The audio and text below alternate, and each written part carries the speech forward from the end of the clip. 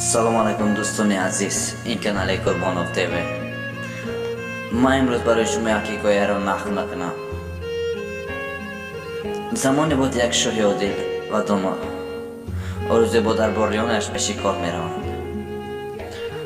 در راه میرفتند، از نزد یک مزار میگذرند و میبینند که در آن مزار یک مرده خوابیده است.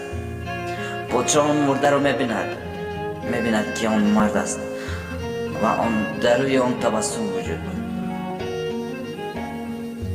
و درباریانش میگوید تا که او را بر مسجد برند و با مراسم او را گویانند. پیش از گرانیدن میپرسند از اهل دهات این مرد کی بود، چی کار میکرد؟ مردم دهات میگویند این یک مرد بود که زنا میکرد، عرق مینوشید و هیچگاه با مسجد نمیآمد. این را شاه میفهمد و میرنجد و درباریانش میگوید تا که اهل عائله این را یابند. میجویند درباریان آن و سراغ آن مرد را میبرند. پادشاه